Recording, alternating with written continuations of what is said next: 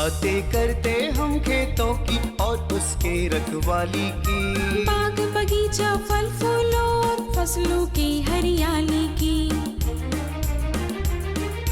हम बीजों की बातें करते उत्तम जल संसाधन की, हम तकनीकी बातें करते फसलों के उत्पादन की। हर किसान का सपना सच हो जीवन सुखद बनाने को, गाँव-गाँव के हर आंगन का प्यारा सा ये दर्शन। कृषि दर्शन, कृषि दर्शन, कृषि दर्शन, कृषि दर्शन, कृषि दर्शन, कृषि दर्शन, कृषि दर्शन, कृषि दर्शन। खेत खलिहान और हमारे सफल किसान। खेतों में हरियाली होती है तो जीवन में खुशहाली खुद ब खुद चली आती है। कृषि दर्शन कार्यक्रम में आप सभी किसान भाई बहनों का तहे दिल से स्वागत है। रूपा भौजी का जोहार, नमस्कार। तो देर न करते हुए चलिए आपको लिए चलते हैं कृषि समाचार की ओर, जहां मिलेगी आपको कृषि से संबंधित ढेरों जानकारी। नमस्कार, कृषि समाचार में आपका स्वागत है। मैं हूं प्रियंका। आइए देखते हैं आज कृषि समाचार में क्या है खास। खूंटी के जलाशयों में मछली अंगुलिकाओं की आपूर्ति के लिए आवेदन की मांग। कोडरमा के मछली पालक केजों की मरम्मत तथा नाव के लिए ले सकते हैं अनुदान। रबी तेलहनी फसल तोरी के बेहतर उत्पादन के लिए लगाएं उन्नत प्रभेद T9। अब समाचार विस्तार से। तालाब तथा जलाशय मत्स्य विकास योजना के तहत खूंटी जिला के जलाशयों और रिवराइन फिश फार्म में मछली अंगुलिकाओं का संचयन किया जाना है। जिला के जो मछली बीज उत्पादक भारतीय मेजर कार्प और ग्रास कार्प के अलावे पंगेशियस अमूर कार्प तथा मोनोसेक्स दिपालिया मछली अंगुलिकाओं की आपूर्ति करना चाहते हैं, उनसे आवेदन की मांग की जाती है। इसके लिए वे जिला मत्स्य कार्यालय खूंटी में 20 सितंबर तक आवेदन दे सकते हैं। कोडरमा जिला में झारखंड मत्स्य प्रभाग की ओर से तालाब तथा जलाशय मत्स्य विकास एवं जीर्णोद्धार योजना चलाई जा रही है। इस योजना के तहत कोडरमा में केज कल्चर के माध्यम से मछली पालन करने वाले मत्स्यजीवी सहयोग समितियों को अनुदान पर केज रिपेयरिंग की सुविधा उपलब्ध कराई जाएगी। साथ ही अनुदान पर नाव भी दिया जाएगा। इन दोनों सुविधाओं का लाभ लेने के लिए जिला मत्स्य कार्यालय कोडरमा में 25 सितंबर तक आवेदन दे सकते हैं। किसान भाइयों, अभी अगात मटर की बुआई का समय चल रहा है। बुआई से पहले फसल को बीज जनित रोग से बचाने के लिए फफूंदी नाशक दवा से बीजोपचार करें। इसके अलावे राइजोबियम और PSB कल्चर से भी बीजोपचार करें। इससे पौधे में नाइट्रोजन और फास्फोरस की आपूर्ति होगी। किसान भाई, ये बरसात का भी समय चल रहा है, इसलिए आप समय पे ध्यान रखें कि बीज उपचार करके लगाना ज़रूरी है, जिससे फंगस कोई रह रहा है तो वह रुक जाए। और आपको पानी का निकासी बढ़िया ढंग से रखना है। राइजोबियम PSB को ज़रूर से ज़रूर अपने बीजों पर उपचारित करके लगाएं, जिससे हमारा जो नाइट्रोजन फिक्सेशन है राइजोबियम के द्वारा ज़्यादा से ज़्यादा हो सकेगा। और हमने जो DAP दिया है या नहीं भी दे रहे हैं तो हमारा उसको घुलित अवस्था में प्राप्त करा देगा। ये चीज़ ध्यान रखें।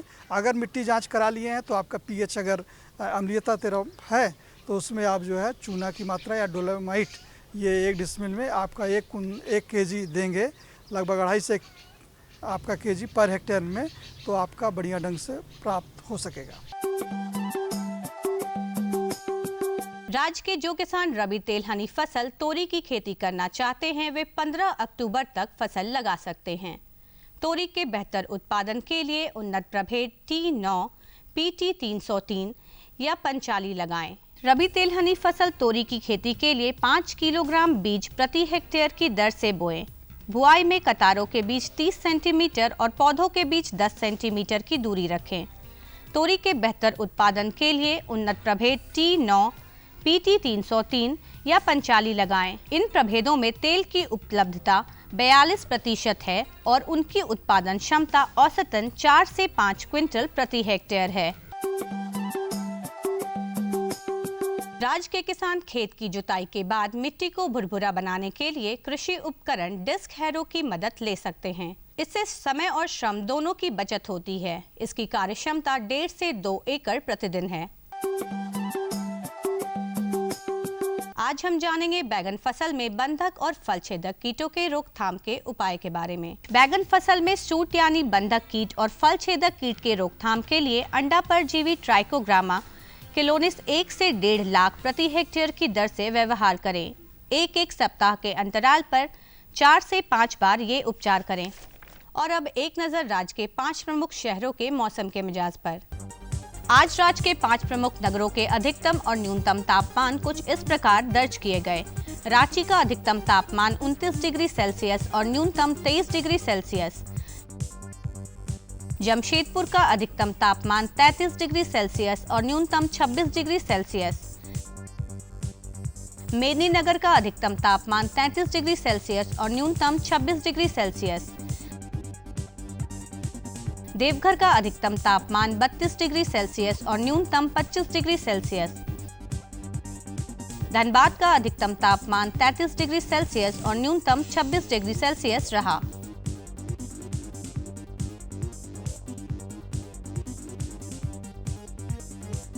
कृषि समाचार में आज इतना ही। अगले दिन अगले अंक में फिर मुलाकात होगी कुछ ताज़ा तरीन खबरों के साथ।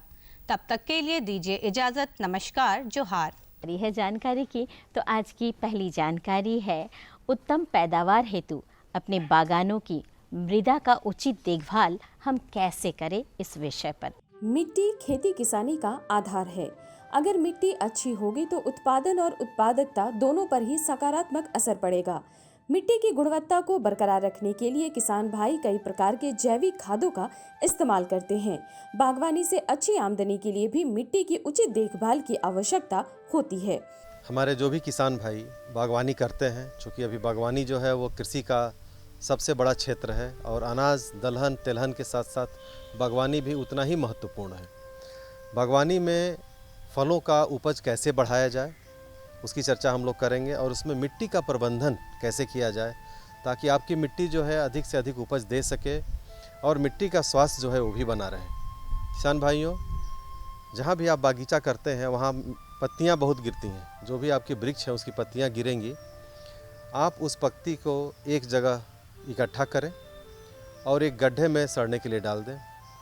और अब डिपेंड करता है कि आपका जो बागवानी है वो कितना पुराना है। अगर नया है तो उसमें पत्तियों का गिरना थोड़ा कम होगा, लेकिन अगर नया है पुराना है तो बहुत ज़्यादा पत्तियां गिरेंगी। तो आप उसको ज़रूर साफ़ करें और साफ़ करने के बाद उस पत्ती को कंपोस्ट खाद बनाने के लिए व्यवस्थित कर दें।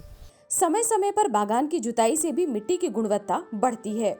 बागानों की जुताई से पत्ते मिट्टी के अंदर दब जाते हैं और स्वतः ही कंपोस्ट में परिवर्तित हो जाते हैं। उसके बाद खेत की जुताई मतलब बागवानी की जुताई करें। बहुत सारे ट्रैक्टर आते हैं छोटे वाले जो बागवानी के लिए ही होते हैं, जिनका कि मिट्टी की जुताई करने की जो क्षमता है वो 6 इंच के आसपास होती है। आप उसको 4 से लेकर 6 इंच देख लें कितनी आवश्यकता है, कितना पावर का ट्रैक्टर है आपका, उसकी जुताई करें। उसमें जो भी मिट्टी पहले से जो भी पत्तियां गिरी हैं और सड़ी हुई हैं वो ऊपर से नीचे हो जाती हैं। और कोशिश करें कि हर 3 साल पर अपने बागवानी की जो मिट्टी है उसकी जांच अवश्य कराएं। इसलिए कि 3 साल में बागवानी के खेत जो हैं, बागवानी के अंदर जो खेत हैं उनका जो संरचना है वो बदलते रहता है। चूँकि कार्बनिक पदार्थ बहुत ज़्यादा उसमें मिलता है तो मिट्टी में कार्बनिक पदार्थ की मात्रा बढ़ती है, उनकी संरचना में भी सुधार होता है, उसकी रचना में भी सुधार होता है। समय समय पर मिट्टी की जांच अवश्य करवाएं। मिट्टी की जांच के लिए नमूने इकट्ठा करना आसान है और इसके लिए कई संस्थान, केंद्र अथवा विज्ञान केंद्र है जहां निशुल्क मिट्टी की जांच की जाती है। तो हर 3 साल पर आप मिट्टी का नमूना लें। नमूना लेना बहुत ही आसान है। भी आकार का गड्ढा खोद लें 2 तरफ से, भी शेप का, और उसमें से मिट्टी को निकाल दें। और निकालने के बाद किनारे से आप जैसे स्लाइड ब्रेड होता है वैसे काटें। जो मिट्टी इधर बीच में गिरता है उसको उठाते जाएं। पूरा ऊपर से नीचे तक की मिट्टी यहाँ जमा होगा। उसको उठा करके किसी पॉलिथीन में रख लें। और आपके अपने बागवानी का अगर 1 एकड़ में है तो कम से कम 5 सैंपल मिट्टी का ज़रूर लें, 5 कोने से और 1 बीच से, और उसको मिला लें। मिलाने के बाद उसको फिर आप आधा बांट लें, आधा के निकाल करके फिर उसको मिक्स करें। और तब तक आप ऐसा करें जब तक कि आधा किलो मिट्टी न बच जाए। बचने के बाद आप अपने जो स्थानीय मृदा जांच प्रयोगशाला है, चाहे वो बिरसा कृषि विश्वविद्यालय में हो या फिर जितने भी कृषि विज्ञान केंद्र हैं, सभी जगह मिट्टी जांच प्रयोगशालाएं काम कर रही हैं। जिनके पास प्रयोगशाला नहीं है उनके पास मिट्टी मृदा परीक्षक के द्वारा मिट्टी की जांच की जा रही है, वहां आप भेज दें। कुछ नॉमिनल चार्ज हो सकता है। वैसे विश्वविद्यालय में हम लोग अभी मुफ्त में ही, जो गवर्नमेंट का प्रोग्राम है उसके तहत किसानों की मिट्टी 2 से 3 सैंपल जो हम लोग मुफ्त में ही करते हैं। तो आप कृषि विज्ञान केंद्र के जो हेड हैं उनसे बात करें और उस मिट्टी का जांच कराने के लिए दे दें। 10 से 15 दिन, 2 सप्ताह के अंदर, अब डिपेंड करता है कि उनके पास कितना मिट्टी पहले से पड़ा हुआ है किसानों का, आपको जल्दी ही 1 से 2 सप्ताह में उस मिट्टी का जांच करके आपको रिपोर्ट मिल जाएगा। मिट्टी जांच फसल उत्पादक किसानों की ही तरह फल उत्पादक किसानों के लिए बहुत उपयोगी है। इससे मिट्टी में उपलब्ध पोषक तत्वों की मात्रा के संबंध में जानकारी मिलती है और उस रिपोर्ट के आधार पर ये देखें आप कि आपके मिट्टी में nitrogen, phosphorus, potassium, sulphur, boron, molybdenum, calcium, magnesium, जो भी सूक्ष्म पोषक तत्व हैं उनकी मात्रा कितनी है। अगर आपके खेत में, अगर आपके मिट्टी का जो रिपोर्ट आया उसमें नाइट्रोजन ज़्यादा है तो आपको किसी नाइट्रोजन पदार्थ को डालने के लिए, खाद को डालने की आवश्यकता नहीं है। फास्फेटिक फर्टिलाइज़र अगर कम है तो फिर उसको आपको डालने की आवश्यकता है। कितना डाला जाए ये डिपेंड करता है आप किस तरह की बागवानी किए हैं, किस तरह का पौधा लगाए हैं और वो कितना पुराना है। तो हम आपको सजेस्ट करेंगे, हम नहीं देख रहे हैं कि आपकी बागवानी किस स्थिति में है अभी, तो वहाँ के जो कृषि विज्ञान केंद्र हैं वहाँ पर कृषि वैज्ञानिक हैं, चाहे वो हॉर्टिकल्चर के हों, सॉइल साइंस के हों, एंड कीट विज्ञान के हों, रोग के हों, सारे वैज्ञानिक वहाँ पर हैं। उनके पास आप जाएं और अपने बागवानी में जो भी वृक्ष फलदार लगे हुए हैं उनके बारे में बताएं। उसमें होने वाली अगर कोई लक्षण आपको दिख रहा है कि पत्तियाँ पीली होकर गिर जा रही हैं या पत्तियों में कुछ कटा फटा नज़र आ रहा है, जिसके ऊपरी सिरा कटा हुआ है या पीला हो जा रहा है या फट जा रहा है या ज़्यादा पत्तियाँ गिर रही हैं, पत्तियाँ कम आ रही हैं, ये सारे लक्षण उनको बताएं और उसके हिसाब से वो बताएंगे कि किस पोषक तत्व की कमी है। उसके हिसाब से आप पोषक तत्व को उसमें प्रबंधन करें, उसका व्यवहार करें। जहां तक संभव हो जैविक उर्वरकों का इस्तेमाल करें। हालांकि पुराने बगीचों में जैविक उर्वरकों की आपूर्ति नैसर्गिक रूप से हो जाती है और ज़्यादातर जो पुरानी बाग बगीचे लगे हुए हैं जिसमें मिट्टी, जिसमें पत्तियां पहले से गिरती हैं, वही अपने आप में बहुत ज़्यादा खाद वहाँ होता है। मुझे लगता है आपको पुराने बागीचों में डालने की आवश्यकता बहुत कम पड़ती है। खासकर रासायनिक खाद तो नहीं डालें। अगर डालना हो तो आप उसमें कंपोस्ट खाद, FIM या बर्मी कंपोस्ट, वो भी डिपेंड करेगा कि आपका जो फलदार वृक्ष है वो कितना साल पुराना है, उसी के हिसाब से आपको डालने की आवश्यकता है। तो ये आप सजेशन लें वहाँ पर जा कर के। मिट्टी के जांच के आधार पर ही आप उसमें रासायनिक खाद और जैविक खाद का प्रयोग करें। वैसे जैविक खाद हमेशा अच्छा होता है। साल में कम से कम एक बार वृक्ष की जितनी आयु है, अगर 5 साल पुरानी है तो कम से कम 5 किलो वो आपके जो वृक्ष का जो पूरा एरिया होता है जिसको कैनोपी बोलते हैं, उस वृक्ष से कम 1 साल पुराना है तो 1 फीट के बाद, 2 साल पुराना है तो 2 फीट के बाद, 10 साल पुराना है तो 10 फीट के बाद एक गड्ढा आप खोद लें। कम से कम 1 से 1.5 फीट गड्ढा खोद लें पूरा गोल, और उसमें बर्मी कंपोस्ट, FIM जो भी आपके पास है डाल करके मिट्टी में मिला के फिर आप बंद कर दें। अगर बगीचा विशेषज्ञों की सलाह से फल वृक्षों और मिट्टी की देखरेख की जाए तो स्वाद, रंग और गुणवत्ता युक्त फलों का उत्पादन होगा और इससे ज्यादा मुनाफा प्राप्त होगा। बारी है दूसरी जानकारी की। तो आज की दूसरी जानकारी है तसर कोशों से धागाकरण एवं वस्त्र निर्माण के उन्नत तकनीक के बारे में। आइए लेते हैं जानकारी। वन प्रदेश होने के कारण झारखंड में तसर कोशों का उत्पादन बड़े पैमाने पर किया जाता है। राज्य में उष्णकटिबंधीय और समशीतोष्णीय ककोन का उत्पादन किया जाता है। आमतौर पर धागाकरण की तकनीकों और मशीनों की जानकारी के अभाव में तसर कोशों के उत्पादन किसानों को वांछित लाभ नहीं मिल पाता है। आमतौर पर धागाकरण की तकनीकों और मशीनों की जानकारी के अभाव में तसर कोशों के उत्पादक किसानों को वांछित लाभ नहीं मिल पाता है। यही कारण है कि ज्यादा मात्रा और गुणवत्तापूर्ण रेशम धागा उत्पादन करने के लिए कई तकनीकों और मशीनों का विकास किया गया है।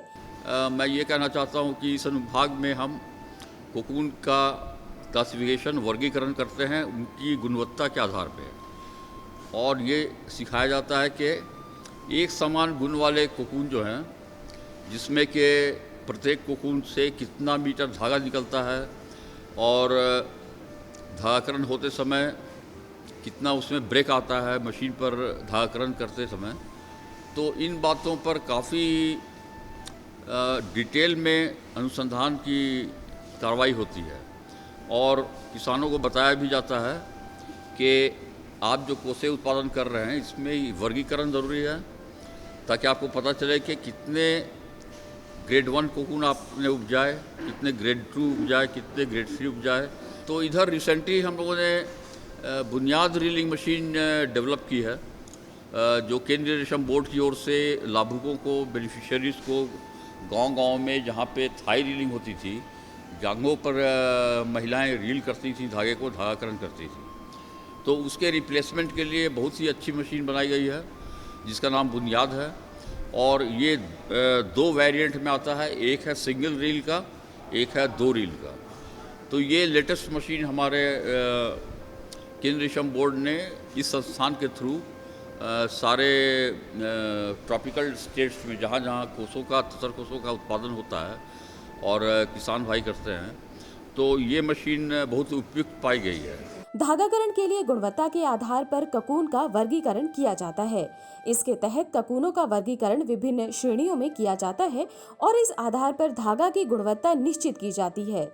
धागाकरण के पहले कोकून जब वो अपने अपने जगह से लाते हैं, पेड़ों पर से उतार के लाते हैं, तो उनके लिए स्टाइफलिंग की ज़रूरत होती है, यानी उनके कोसे के अंदर जो प्यूपे होते हैं, प्यूपा होता है जीवित, उन्हें मारना होता है। तो इसके लिए कई विधियां हैं, जिसमें कि हम लोगों ने हॉट एयर ड्राइंग ओवन और उष्णाकोठी का विकास किया है। इससे समान रूप से सूखे हुए कोकून प्राप्त होते हैं और जब इनका सॉफ्टनिंग प्रोसेस होता है, जिसे टेक्निकली कुकिंग कहते हैं, कोसों को पकाना, तो ये समान रूप से होता है और समान क्वालिटी के धागे हमें हर मशीन पे प्राप्त हो जाते हैं। ककून को पकाने के लिए ऐसी तकनीक का इस्तेमाल किया जाता है जिससे उसकी गुणवत्ता और रंग बना रहे। पहले की तकनीकों की तुलना में हाल में प्रयोग किए जाने वाले तकनीक ज्यादा कारगर साबित हो रहे हैं। तो अभी हाल में ही करीब 6-7 महीना पहले हमारे एक वरिष्ठ वैज्ञानिक हैं, श्री देवाशीष चट्टोपाध्याय जी, तो उन्होंने एक तकनीक लाई है जो हम कोसों को पकाते हैं इस तरह के वॉशिंग सोडा, यानी कपड़ा धोने का सोडा और खाने वाला सोडा का एक मिश्रण उन्होंने तैयार किया एक अनुपात में। अब उस अनुपात के सोडियम कार्बोनेट और बाइकार्बोनेट, यानी धोने वाला सोडा और खाने वाला सोडा का जो रेशियो उन्होंने तैयार किया, उसमें जब कोकून हम पकाते हैं तो समान रूप से कोसों में जो गुणवत्ता है, जो सॉफ्टपन है, जो मुलायमियत है, वो रहती है बरकरार, और इसके अलावा अच्छे से इसका धागाकरण भी होता है और प्राकृतिक रंग हमारा बिल्कुल मिल जाता है। धागाकरण के लिए बुनियाद एक कारगर मशीन है। इसमें एकल और 2 रील तैयार करने की तकनीक का इस्तेमाल किया जाता है। इसके बाद बुनियाद मशीन जैसा हमने जिक्र किया, तो ये भी काफ़ी अच्छी क्वालिटी का धागा दे रहा है। जैसा आपने बताया, हमने बताया और आपने सही सवाल भी किया कि बुनियाद में 1 रील होने पे प्रोडक्शन कम है, 2 रील होने पे जस्ट डबल है। और इसका भी जो धागा निकल रहा है वो ताना में जाने लायक है, इसमें कोई दो राय नहीं है। धागाकरण के लिए ऐसी मशीनों का प्रयोग किया जा रहा है जो सौर ऊर्जा से संचालित किए जाते हैं और सौर ऊर्जा चालित मशीनों की प्रतिदिन की उत्पादन क्षमता ज्यादा है। तो जैसा आपको विदित है कि पहले हम लोगों ने मोटराइज रीलिंग कम ट्विस्टिंग मशीन डेवलप किया, उसमें कुछ प्रोडक्शन कम आ रहा था, तो उसको हम लोगों ने क्या किया कि कुछ मॉडिफिकेशन किया उसमें, और सोलर पावर से चलाने की भी उसमें व्यवस्था कर दी है। तो अब जाके उसमें करीब 200 से 250 ग्राम अच्छी क्वालिटी का ताना धागा प्राप्त हो रहा है। अच्छी आमदनी के लिए जागरूकता की जरूरत है, क्योंकि गुणवत्तापूर्ण धागाकरण से ही अच्छे तसर कपड़ों की कीमत ज्यादा प्राप्त होगी। तो कैसी रही जानकारी? अच्छी थी ना? जी हाँ, जानकारियाँ हमारे पास और भी हैं, लेकिन आपको तो पता ही है वक्त की कमी है। अगली जानकारी हम आपको अगले अंक में ज़रूर दिलवाएंगे, ये हमारा वादा रहता है। अब फटाफट कागज़ और कलम उठाइए और हमारा पता नोट कीजिए, ताकि आप अपनी समस्या और सुझाव हम तक लिखकर भेज सकें। हमारा पता है कार्यक्रम कृषि दर्शन, कृषि प्रकोष्ठ द्वारा केंद्र निदेशक, दूरदर्शन केंद्र, रातू रोड, रांची। पिन संख्या 834001। तो हमें रहेगा आपके ख़तों का बेसब्री से इंतज़ार। लिखना बिल्कुल मत भूलिएगा। और हाँ, आप हमें ट्विटर और फेसबुक पर भी संपर्क कर सकते हैं। अब मुझे और हमारी पूरी टीम को दीजिए इजाज़त। जोहार, नमस्कार।